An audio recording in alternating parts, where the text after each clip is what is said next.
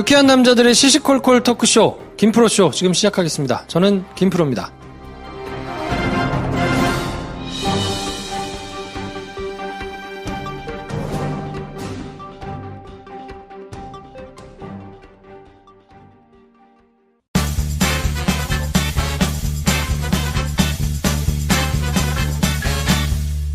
네, 어서오세요. 안녕하세요. 수줍은 관종, 노래하기 좋아하는 송라이터 데이브니어 나오셨습니다. 안녕하세요. 영화를 사랑하는 데이브니어입니다. 네. 자, 연애 지상주의자, 인생이 애드립, 우리 한량 김선생 나오셨습니다. 안녕하세요. 김선생입니다. 네, 이제는 장편 영화 좀 쓰고 싶다. 열심히 복대 차고 글 쓰고 계시는 우리 배준현 감독님 나오셨습니다. 네, 맨발의 배준현입니다. 네, 저는 바이엔 슈테판을 사랑하는 영화 만드는 게 꿈인 김프로입니다. 자, 오늘 저희가 공개방송을 CGV 용산 미디어 자몽 오픈 스튜디오에서 지금 하고 있는데요. 만든 지가 얼마 안 됐어요. 그래서 되게 근사하죠? 네. 뭐 대답을 해주셔도 됩니다. 네. 서로 뻘쭘하게. 저희 혼내러 오신 거 아니잖아요. 네. 저희가 방송 전에 내기를 했거든요. 몇 명 올 것으로 보느냐. 그래서 저는 10명. 누가 제일 많이 됐나요? 저랑 데이브니어는 17명. 17명. 네. 근데 처음에 배 감독이 24명 얘기했어요. 몇 명 오셨나요? 21명 오셨군요. 야, 제주도에서 해도 23명. 서울에서 해도 21명. 그렇지. 교통이 멀어서 뭐 있으면 많이 살 것 같은 거 다 거짓말이다. 그렇죠. 아무튼 뭐 감사합니다. 게시판 보니까 근데 조금 늦게 오고 계신 분들 있다고 하니까 아마 몇 분 더 계실 것 같아요. 네. 24명이 많네요. 그러니까요. 네. 여기 지금 그 술친금 20명에게 저희가 드리려고 김 선생이 갖고 왔는데 차에다 놔두고 와가지고 네. 저희 테리 오빠 가지러 갔어요. 네. 선착순으로 저희가 세 가지고 드리겠습니다. 네. 저희에서 방송 시작하기 전에 애무부 장관님께 직접 선물을 전해드렸습니다. 그렇습니다. 탄핵당하시지 마시라고 네. 저희가 비싼 마사지 오일을 둘째 꼭 성공하시길 바라고요.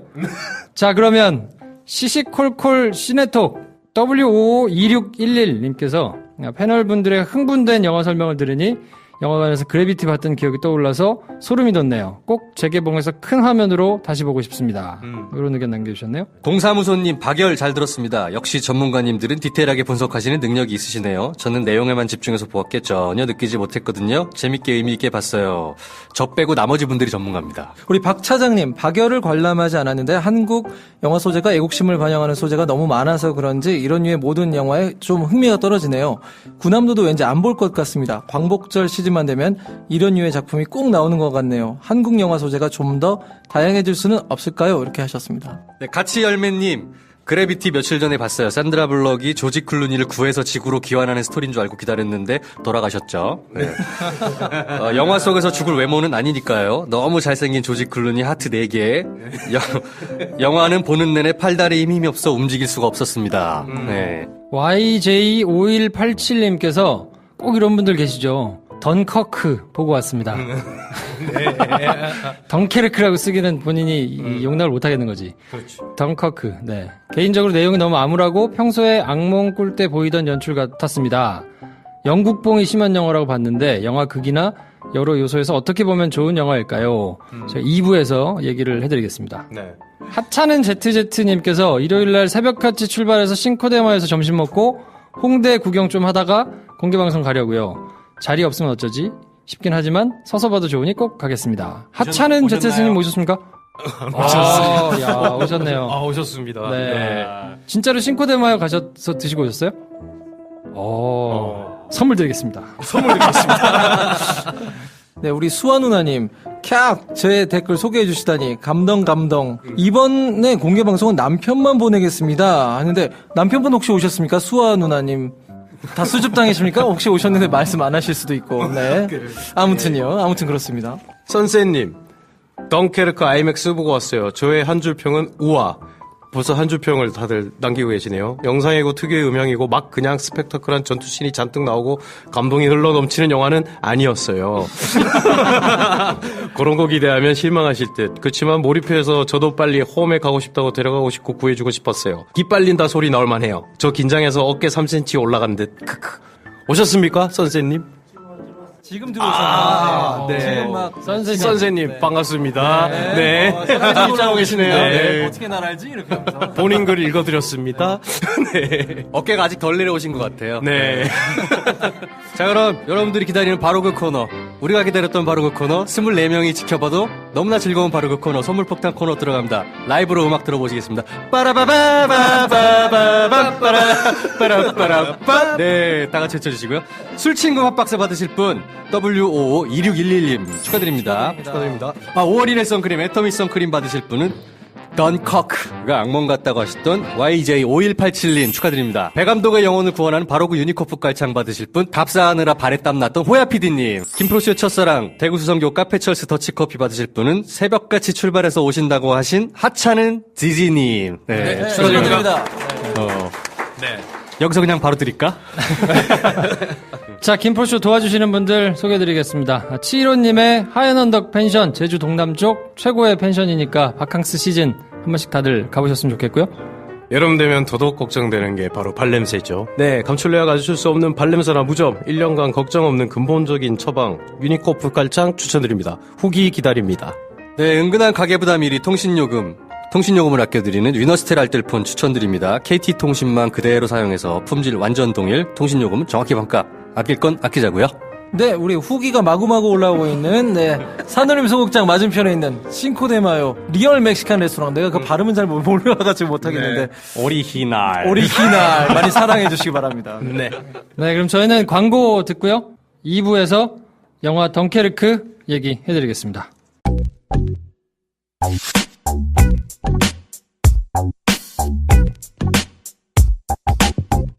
여러분께서는 지금 염전노예, 순위의 노예, 반지하 노예, 김프로님과 함께하는, 아니지 무슨 님이야, 김프로와 함께하는 김프로쇼를 듣고 계십니다. 아, 시끄러봐. 편집해야 돼. 김프로쇼 2부는 영화 덩케르크로 함께합니다. 사람들을 이렇게 많이 놓고 하는 게, 그리고 자세가 저희가 이렇게 동그랗게 모여 앉아가지고 보통 녹음을 하거든요. 스튜디오에서. 근데 일렬로 앉아가지고 뭔가 이렇게 쳐다보면서 아무 리액션도 없는데 그렇죠. 얘기하는 게 좀 뻘쭘하기는 한데. 원래는 제가 지금 이렇게 되게 똑바로 앉아 있잖아요. 방송 녹음할 때는 마이크를 잡고 이렇게 하거든요. 이래 얘기가 나오는데 지금 온몸이 긴장돼 있어요 지금. 네.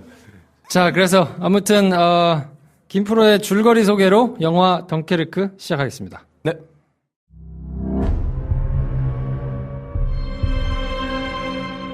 What has happened is a colossal military disaster. 2차 세계대전 해안도시 덩케르크에 고립된 연합군. 항복하라는 독일군 삐라가 눈처럼 내리고 드문드문 이어지는 사격과 폭격. 살아 돌아가는 것이 기적이자 꿈인 해변에서 토미는 연신 죽을 고비를 넘기고 또 넘깁니다. 죽음의 공포가 가득한 해변. 단 한 명이라도 구하려는 사람들의 손길이 이어지는 바다. 전투기 엔진만큼 빨리 흘러가는 시간에 목숨을 내맡긴 하늘에서 펼쳐지는 귀환기. 덩케르크입니다. I'll be useful, sir. 네. 좀 준비했어요. 멋있게 써왔네. 네, 준비했어. 오늘은 왜 그들의 운명은 어떻게 되신가 이거 아니에요? 이거 편집을 복잡하게 해놔가지고 그렇게 쓸 수가 없어. 이따가 줄거리 그 요약에서도 말씀드리겠지만 하여튼 좀 일반적이진 않습니다. 네. 자, 그래서 오늘 한마디 총평 네. 데이브 니어부터 한번 해볼까요? 덩케르크 한마디 총평이요. 오신 분들 중에 영화를 안 보신 분 계세요? 상당히 네. 맞네요. 우리 스포 막 할 건데. 말해야겠다, 그냥 막 대충 말해. 근데 영화가 조금 어려운 감이 좀 있기도 해가지고 듣고 보셔도 뭐 크게 상관없습니다. 네. 네. 스포 할래야 할 수도 없는 내용이기도 하고. 그쵸. 네. 네. 그렇습니다. 줄거리가 막 중요한 내용은 아니어서. 네. 자, 그러면 데이브 니어부터 한마디 총평. 시공간에 이유 있는 분할, 아날로그와 일상의 소중함을 일깨우다. 이게 저의 네. 1박 2일 준비한 티가 나네요. 준비했어. 역시 성심성의껏 하세요. 배 감독님, 어떻습니까? 헐리우드 평균값을 끌어올리는 계몽주의 감독이 만든 미니멀리즘 인상주의 블록버스터. 3박 4일인데. 이거 3박 4일인데. 이 사람들이, 문자로 좀 써줘야 돼. 이 사람들이 어색해. 뭐 이런 걸 준비하고 이렇게 해왔어. 자, 김 선생 어때요? 궁서체로 살려야 한다. 살려야 한다. 야, 애들이 애들이 죽인다. 진짜 역시. 살려야 한다. 네. 대단하다. 저는 뭐 늘 하듯이 편집의 교본, 재미보단 의미. 당신의 그렇군요. 평도 재미보단 의미. 그렇죠. 재미보단 의미. 어떻게들 보셨어요? 개몽당한 기분이에요. 어. 네. 일반인들의 영화 보는 수준을 자기가 조금씩 올리겠다 하는 그런 의도가 엿보이는 야심작이 아니었나, 이번 영화도. SF라는 장르도 원래 사람들이 그렇게 많이 보지 않는 장르였는데, 복잡한 플롯으로 이제 막 첩첩이 싸우는 이야기를 가족 드라마로 풀었잖아요. 인터스텔라 같은 경우. 이번 영화는 전쟁 영화인데 그 많은 돈을 쏟아부어놓고도 그렇게 미니멀하게 영화를 찍으면서 전쟁 영화가 이제 새로 가야 할 방향 중에 하나를 자기가 제시하고자 하는 뭐 그런 느낌이 들게 됐다. 그래서 약간 좀 계몽적인 영화라는 생각이 들었는데, 아무튼 이 영화는 극장에서 봐야 할 필요가 있는 영화구나. 이런 영화 오랜만이다. 뭐 이런 생각을 했습니다. 데이브니는 어떻게 보셨습니까? 네, 저는 그냥 크리스토퍼 놀란 영화 저도 개인적으로 굉장히 좋아하는데, 이 사람이 이제 자기가 제작자나 프로듀서나 뭐 이런 거에 경지를 넘어서서 장인으로 나는 간다 이제. 그러니까 이렇게 좀 선언하는 게 아닌가. 네. 저희끼리는 그냥 거장 도장을 찍었다. 그러니까 그래서 그러니까 그리고 이제 본질이란 거 있잖아요. 그러니까 막 엄청난 양념을 넣어가지고 막 재밌게 하려는 것보다는 그냥 광활한 뭐 이제 장면, 바다와 뭐 육지와 이런 것들 그냥 딱 보여주는 것만으로 이건 충분하다. 그러니까 이렇게 좀 하는 것 같아서 음악도 저렇게 해야 될 텐데 약간 이런 생각했죠. 예. 김 선생은 어떻게? 비슷한데요. 제가 그래비티 편에서 말씀드렸던 것 같아요. 인터스텔라가 굉장히 번잡했단 말씀을 드렸거든요. 그러니까 뭔가 노리고 하고 싶은 얘기들을 많이 보여주기 위해서 장면과 컷과 이런 것들을 막 그 없었던 블랙홀을 형상화해서 보여주고 이런 노력들을 했잖아요. 근데 저는 그 되게 번잡했었거든요. 덩케르크는 그런 강박을 약간 벗은 것 같아요. 저는 그래서 되게 좋게 봤고, 짧잖아요. 러닝타임이. 놀란 감독 영화들 중에 꽤 짧은 편이거든요. 아주 좋았다. 그래서. 간결해져서 좋았다. 네. 나 약간 돈 아까 본전 생각 나던데. 사실 4DX 봐가지고 어지럽더라고요. 나가고 싶더라고. 4D는 좀 힘든 것 같아요. 네, 4D는 좀 힘든 것 같아요. 저는 개인적으로 재미없었습니다. 그렇게 말할 줄 알았어. 아니 보니까 평론가들은 뭐 말할 것도 없고 각 신문사를 비롯해서 잡지사들도 그렇고 평들이 너무 좋아서 또 다들 그렇게 너무 좋으면 제가 또 약간 삐딱선을 타기 때문에 여러분, 곡괭이의 후유증이에요. 저는 재미는 없더라. 왜냐하면 저는 서사가 좀 빡빡하고 뭐 이런 거를 기대하고 갔거든요. 근데 그런 영화는 아니니까 편집의 방식이나 영화를 풀어내는 장면이나 뭐 캐릭터를 설명해주거나 아니면 뭐 개연성을 잘 아구를 맞춰가지고 거기서 카타르시스를 느끼는 영화는 아니기 때문에 개인적으로 제 스타일은 아니다. 네. 자, 보통은 저희가 이제 황 대리님께서 기본 정보를 해주시는데 그 게시판에서 부은 얼굴 보셨죠? 네, 지금 고산지대에서 얼굴이 띵띵 부었어요. 네, 그래서 지금 다다음 주 정도까지는 계속 지금 계시기 때문에 황 대리의 기본 정보를 제가 대신 정리를 해왔는데 덩케르크 기본 정보를 한번 훑어드리겠습니다. 덩케르크 12세 관람가고요. 2017년 7월 20일 날 개봉했습니다. 미국은 21일 날 개봉하고요. 중국하고 일본은 9월 달에 개봉을 하더라고요. 왜 그런지 모르겠는데 106분 워너브라더스 코리아에서 배급을 했고요.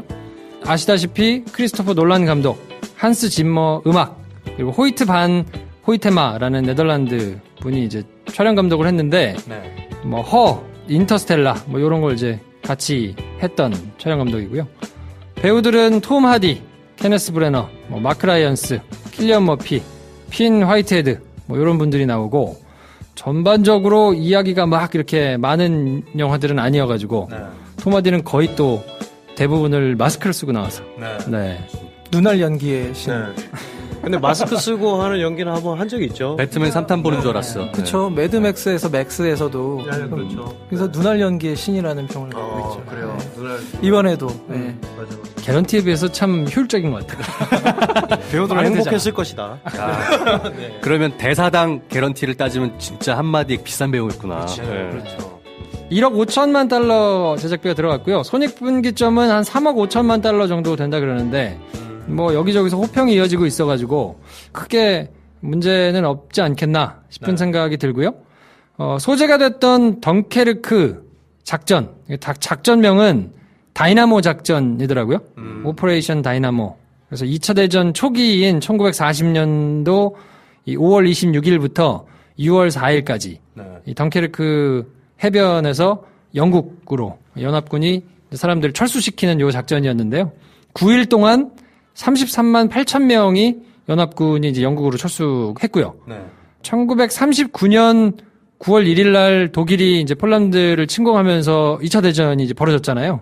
40년 4월에는 뭐 덴마크, 노르웨이, 프랑스, 벨기에, 네덜란드, 룩셈부르크 뭐 이런 데를 이제 다 독일이 먹었는데. 준비 많이 했네. 그렇지. 왜냐면 덩케르크 사건을 전 소식 모르고 가서 봤거든요. 팔 좀 치워봐. 나도 공부 좀 하게.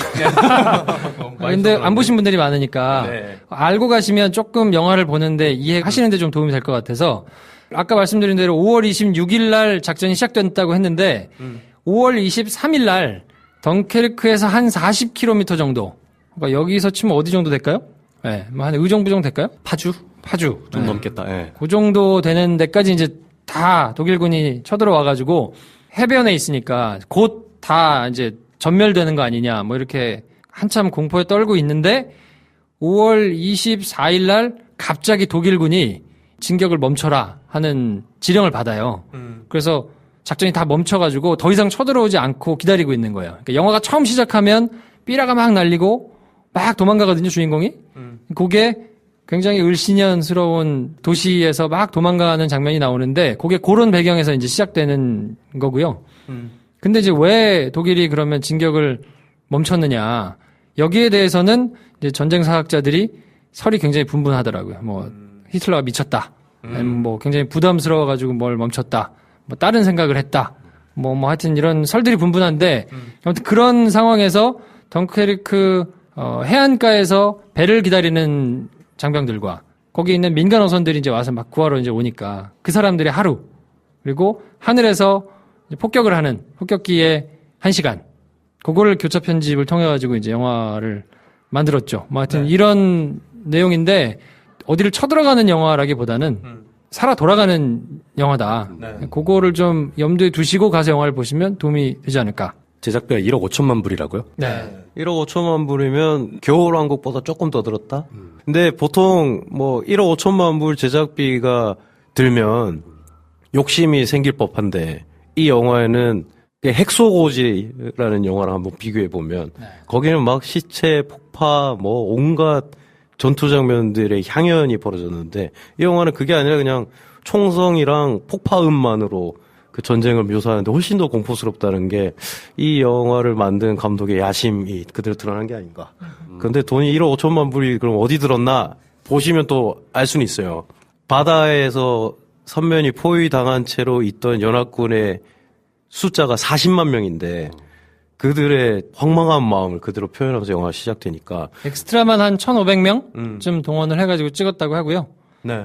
놀란 감독이 원래 CG 쓰는 걸 싫어하잖아요. 싫어하죠. 그렇죠. 실제로 막 하는 걸 좋아하는데, 네. 근데 여기서는 전쟁 엑스트라를 사람 모양 합판으로 한 것도 있대요. 네네네. 그냥 CG 쓰지 뭘 또 합판으로. 근데 그게 되게 그런 기법이 고전적인 방법인데 심지어 얼마 전에 크리스토퍼 놀란 감독은 넷플릭스의 영화 산업에 뛰어든 거에 대한 인터뷰를 할 정도로 필름과 극장에 대한 사랑이 좀 극진한 양반인데 그 합판이나 마네킹을 써가지고 엑스트라 수를 불리고 했던 게 사실 예전 막 바람과 함께 사라지다 뭐 이런 영화 30년대 40년대 영화들에서 종종 있었거든요. 그래서 엑스트라 한 명이 마네킹 4명 줄로 매가지고 팔다리 움직이고 막 쓰러져 있는 병사들이 막 이렇게 팔을 움직이고 막 부상당한 사람들이 막 신음하는 그런 장면을 찍을 때 그런 방법을 쓰긴 했었는데 그걸 2017년에 또 하고 있다. 대단하긴 하죠. 그 양반이 아이맥스로 촬영하기를 선호하기는 이제 유명한 사람이라 영화를 가급적 아이맥스로 보시면 좋을 것 같고요. 네네. 네. 용산이 아시아에서 제일 크대요. 네. 그래서 보니까 앞줄밖에 안 남았어. 저는 못 봤어요. 그렇게 보시면 제랍줄에서 보면 약간 목 디스크가 걸릴 가능성이 그러니까 있고. 개봉하고 이틀 3일째에도 용산 같은 경우는 밤 뭐 25시 이런 때 있는 것도 딱 앞줄만 비고 앞에 한 두어 줄만 다 남고 그렇더라고요. 거의 없어가지고. 그렇게 보면 악몽 같은 체험을 하긴 하겠다. 어차피 대사 별로 없는데 뭐. 이렇게 그렇습니다. 그리고 다른 촬영부는 이제 65mm 카메라로 찍어가지고 이게 보통 심도가 좀 낮고 네네. 카메라가 굉장히 무겁거든요. 네. 근데 굳이 또 이걸 고집해가지고 그렇죠. 65mm 카메라라고 하면 예전에 막 배너 뭐 이런 거 찍을 때 썼던 그 카메라를 썼다는 건데 저는 제일 놀라웠던 게 그럼 비행기 안장면 어떻게 찍었을까? 그냥 운전석 만들어 놓고 CG로 했겠지 뭐 비행기 뭐 대충 만들어 놓고 했겠지 이렇게 생각을 했는데 그 스피파이어라는 전투기가 나오잖아요. 비행기가 누구 거냐면 이 영화에 나온 덩케르크 철수작전에 직접 그 비행기를 몰아서 그 임무를 수행했던 비행사에게 그 비행기가 있었는데 그걸 가져와가지고 여기 카메라가 들어가는지 보고 찍겠다. 그리고 그 스피파이어 전투기 자체가 그 운전석에 딱 앉으면 그 전투기 조종사들이 폐소공포증을 느낄 정도로 특히나 좁은 공간이래요. 그래서 이 카메라 집어넣을 수 있냐 없냐로 막 이제 여러 가지 걸 하다가 카메라를 억지로 어떻게 집어넣은 다음에 그러면 여기서 토마디 얼굴 찍어야 되는데 그래서 그 렌즈도 따로 어디서 공수를 해가지고 조합으로 막 테스트를 해서 이게 된다. 그러면 이 비행기를 그대로 쓰자. 그래서 실제 2차 대전에 쓰였던 그 비행기를 그대로 가져와서 찍었대요. 그 촬영 감독 그 파노이 뭐죠? 호이테마. 그 사람이 아예 IMAX 버전으로 그 비행기 안에 넣을 수 있는 조종석 안에 넣을 수 있는 걸 따로 만들었다고 그러더라고요. 맞아요. 예. 그러니까 뭐 기계까지 개발해 가면서까지 약간 좀 변태가 아닌가? 그래서 밀떡들이 또 잔뜩 붙어가지고 막 찾았는데 전투기는 완전 그 버전하고 똑같지는 않고 조금 이제 다른 게 있기는 하고 전반적으로 문제가 없는 거는 이제 복장. 복장은 거의 옛날 걸 다 그대로 복원을 했다 그러더라고요. 무기라든지 배라든지 이런 건 조금씩 이제 차이가 있기는 있는 모양이에요. 근데 뭐 보시는 데는 전반적으로 무리가 없으니까. 네, 그렇습니다. 그리고 저 또 특이한 게 여기 나오는 배우 중에 한 명이 저도 처음 본 배우인데 원디렉션이라는 어마어마한 아이돌 그룹이 있대요. 옛날로 지금 백스트리트 보이즈 같은 건가? 너무 옛날로 가는데. 연식이 나오는 거 아닙니까? 백스트리트 보이즈. 뭐 노다웃 뭐 이런 애들인가? 아무튼 거기 엔싱크는 제발 얘기하지 마. 뉴키즈 온 더 블럭 같은 거 같아요. 가수 춤추는 오신 분들이 가수. 반응하잖아 뉴키즈 온더 블럭. 뉴키즈 온 더 블럭. 그분들이 지금 같은- 50대거든요, 니키즈가. 네, 그렇죠. 뭐, 그 멤버 중에 한 명이었대요. 그래서 연기가 이번에 처음인데, 놀란 감독은 오디션 보면서도 그냥, 얼굴이 참 애가 소년 같고, 잘 어울린다 해서 캐스팅을 했는데, 조카, 아들, 딸 막 난리가 났대요. 원디렉션! 막 이러면서, 그래서 걔네가 누구냐? 했더니 저기 쟤라고, 막 이랬다는, 자기는 모르고 캐스팅했다는 또, 이런 일화가 있더라고요. 그리고 토마디 팬들로서는 참, 토마디의 진가를 알 수 있는 영화가 아닌가. 이런 생각도 들고. 왜냐하면 거의 대부분을 앉아있거든요. 앉아서 영화 한 30분 지나고부터는 대사가 없어요. 근데 가장 멋있는 역할을 맡아서 하는데 정말 그 사람이 속으로 무슨 생각을 하는지도 다 읽히는. 눈알 연기. 그쵸. 눈알 연기.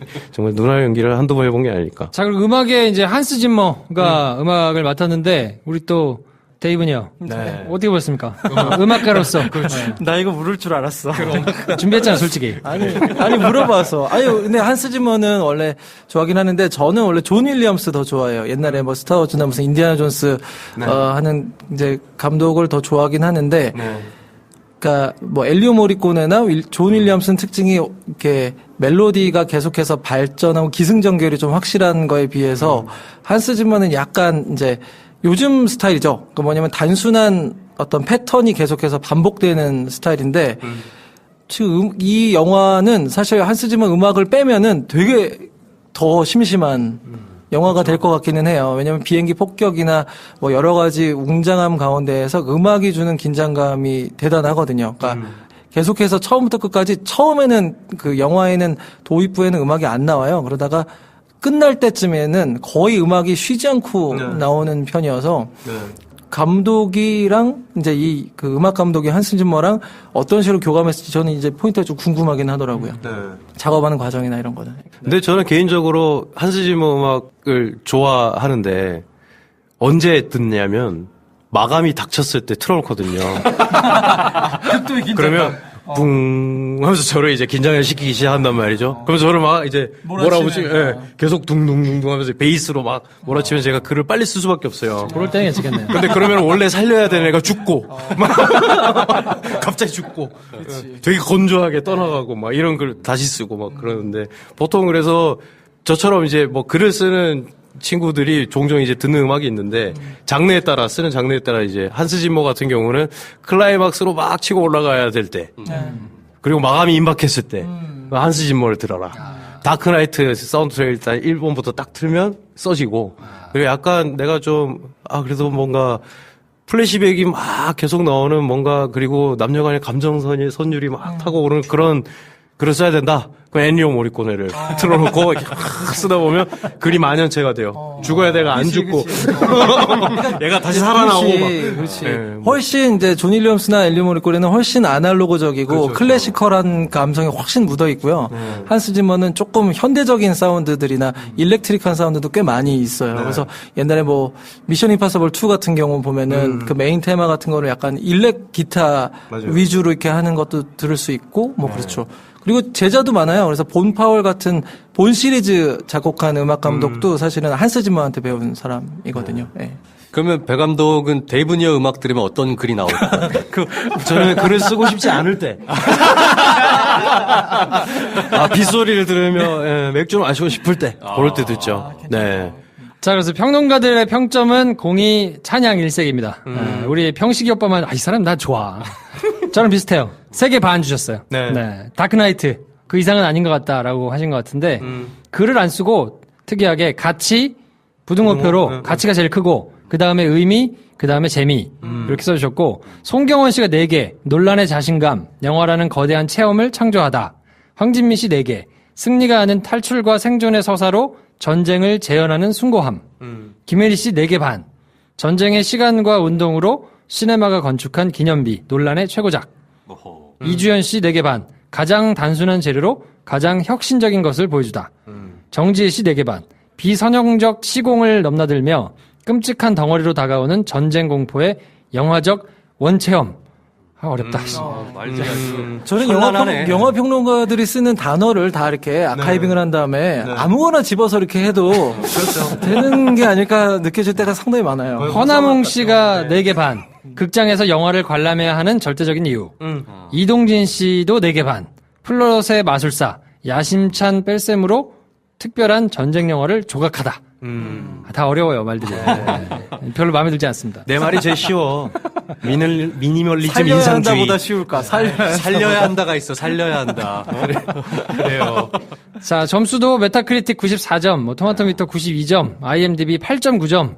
뭐 하여튼 전작인 다크나이트를 IMDb는 넘어섰거든요. 어저께까지 해서 93만 우리나라에서 봤거든요. 네. 어느 정도나 볼까요? 300만?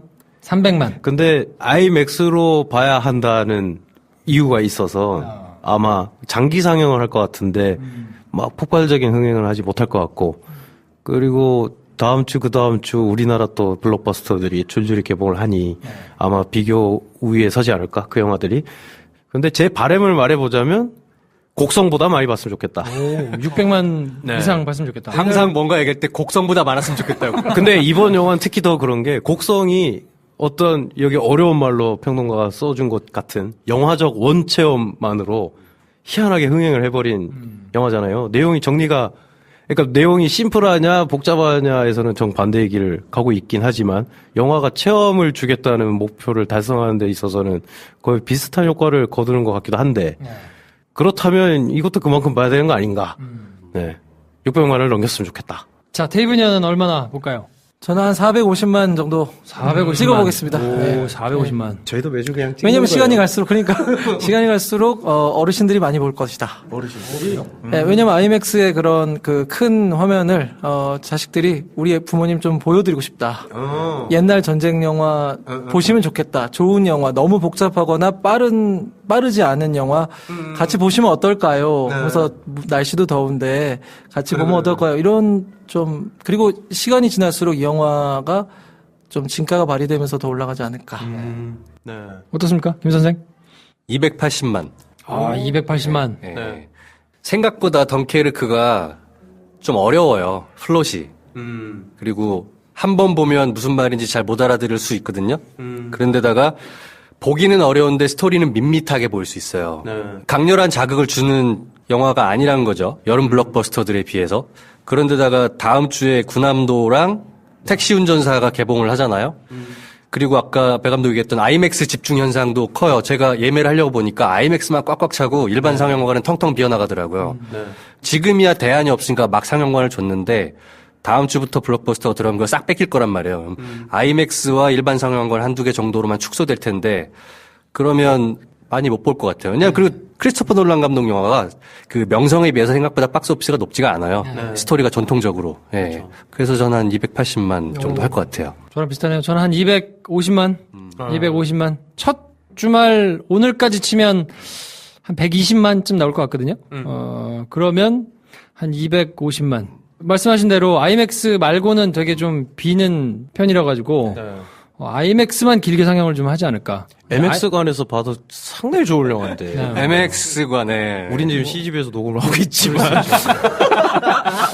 뭐 CGV든 뭐 메가박스든 뭐 저희가 받은 게 없기 때문에 먼저 주는 놈한테 꽂아주겠습니다. 그래요. 네. 그리고 크리스토퍼 놀란이라는 감독 자체가 좀 그런 것 같아요. 관찰을 해보니까 굉장히 기다리고 좋아하는 사람들이 있어요. 항상 고정 팬이. 저 한국에나 세계적으로 보나. 근데 그 고정 팬들이 열광하는 열광에 비해서 대중적인 호응도가 같이 가주지는 않는 것 같아요. 500만, 600만 이렇게 가진 않아요. 네. 다크나이트가 한 410만쯤 받거든요. 네. 네. 그건 배트맨과 히스레저라는 그 전대미문의 조커 캐릭터가 있었기 때문인 거고. 그러니까 있는데도 그 정도니까. 그쵸. 그러니까 막 사람들이 열광하는 것만큼 친다 그러면 7, 800만 이렇게 나와야 되는데 지금 스파이더맨 660만 넘어갔거든요. 그렇게 치면 요거는 조금 뭐 생각보다 그 인터스텔라가 사람들이 엄청나게 볼 때 사실 기분이 되게 좋았거든요. 그러니까 드라마랑 영화의 차이라는 게 드라마는 켜놓고 그냥 보는 거고 영화는 찾아가서 몰입해서 본다는 자기 약간의 적극성이 필요한 요구를 하는 매체인데 그런 면에서 그러면 그 정도의 진입장벽을 너희가 넘으면 내가 그만큼을 보여줄 수 있다라는 자세를 취하는 감독이 점점 늘어나야 되는 거 아닌가. 근데 그렇게 하면 누가 보냐라는 반론이 생길 수 있잖아요. 근데 이 영화가 사실 굉장히 복잡한 내용인데 인터스텔라가 사람들이 열광하면서 봤단 말이죠. 그래서 저는 사실 덩케르크는 그에 비해 훨씬 심플한 플롯이라 더 폭발적인 성적을 거둘 거라 생각했었는데 또 그렇지도 않고. 근데 저는 인터스텔라가 흥행한 거는 그 전에 인셉션이나 그 다크나이트 라이지스가 워낙 이제 대단했기 때문에 거기에 대한 기대가 있었던 것 같고요. 근데 덩케르크 같은 경우는 이름 자체가 워낙 어렵고 그리고 이게 전쟁 영화라는 사실 포스터 우리나라 포스터 보면은 그 주인공 피나이트헤드가 이렇게 엎드려 있는 옆모습이 이렇게 크게 나오거든요. 근데 해외 포스터 같은 경우는 그 뒷모습으로 가고 있는 서 있는 장면이 많이 나와요. 근데 이런 것들을 봐서는 처음에는 이게 크리스토퍼 놀란 해가지고 뭐 다크나이트 인터스텔라 감독했지만 와닿지가 않더라고요. 처음에 이게 무슨 영화인지 알 수가 없고. 근데 이제 이게 그러니까 처음에 개봉하기 전에는 사람들이 감을 잡기가 좀 어려운 영화가 아니었을까. 예, 그런 생각이 들어요. 자, 그러면 어떤 분들한테 추천을 좀 해드릴 수 있을까요? 안 보신 분들도 꽤 되시는 것 같은데. 네. 데이브 니어님의 인터스텔라가 흥행한 이유로 아까 드신 그 이유를 들고 싶네요. 가족들이 피서로 극장에 가가지고 영화 한번 봅시다 해가지고 봤을 때 덩케르크만 한 게 없다. 그러면 만약에 저는 저 혼자 봤는데 부모님이랑 같이 보면 우리 어머니가 특히나 몰입해서 보실 것 같다. 아유, 저 아들 왜 안 오? 이러면서 간만에 엄청난 영화적 체험을 하시지 않으실까. 가족들에게 추천하면서 같이 가서 보기에 손색 없는 영화. 데이브니언은 어떻습니까? 내 영혼이 상처받고 두려워하고 있다라고 느끼는 모든 분들은 봐야 되는 게 아닌가. 어려운데? 야, 오늘 다들 왜 이래? 왜냐면은 거기 그 장면이 굉장히 아름답거든요. 그러니까 전쟁 영화인데 나오는 장면, 하늘과 바다가 너무 아름답고 또 왜 살아남아야 하는가라는 이유가 딱히 없어요. 그리고 그 전쟁이라는 상황 자체가 줄 수밖에 없는 그 상황인데 그 상황 가운데에서 일상을 그냥 툭하니 있는 그 사람들의 모습이 나오거든요. 그래서 그런 상처받은 영혼들이 살아야 하니까. 네. 김 선생님 어떻습니까? 전쟁 영화를 막 좋아하진 않으시는 분들이라면 좀 추천해드리고 싶어요. 왜냐하면 전쟁 영화의 그 불편한 힘든 스펙타클이 힘드신 분들, 네, 그거 막 잔인하고 피 튀기는 거 못 보시는 분들 있잖아요. 근데 이런 분들한테는 그런 장면 거의 없다. 편안하게 볼 수 있는 전쟁 영화다. 거기다 미소년들이 속출하니까 이 영화는 근데 애들이 꼬질꼬질해서 그렇지 그치. 생기긴 잘생겼어. 얼마나 네. 동정심이 생기는데. 그리고 추천을 안 해드릴 분이 방금 떠올랐는데. 네. 아, 나는 비슷한 나이 또래 그 외국인 얼굴을 분간을 잘 못하겠다. 저도 헷갈렸어요. 아까 제가. 헷갈릴 수 있죠. 빠마 머리, 이러면서 많이 헷갈렸거든요. 다 비슷하게 생겨가지고. 젊은 애 한 3명이 막 이렇게 네. 엉키면서. 옷도 똑같이 입고 있잖아. 그런 거 힘드신 분들은 내용 파악이 아예 안 될 수 있다. 저는 뭐 개인적으로 묵직하거나 깔끔한 전쟁 영화를 찾고 계신 분이라면 보시면 괜찮을 것 같고 말씀하신 대로 피 튀는 전쟁 영화는 아니니까 그런 걸 오히려 좋아하시는 분들은 안 보시는 게 나을 수도 있다. 뭐 하여튼 핵서고지 막 이런 걸 보면서 카타르시스를 느끼시는 분들은 스타일이 아니다. 네. 스포일러가 포함 안 되니까 뭔가 이렇게 좀 뱅뱅 맴도는 것 같아가지고 그래요. 다음 시간에는 덩케르크의 구체적인 내용에 대해서 네. 안 보신 분이 한 15명 앉아있는 상황에서 온라인 씨. 우리 잘못은 아니잖아. 덩케르크 한다고 얘기했는데. 자, 오늘은 여기까지 하고요. 다음 시간에 덩케르크 구체적인 내용 가지고 공개방송으로 찾아뵙겠습니다. 다음 시간에 뵙겠습니다. 감사합니다. 안녕히 계십시오.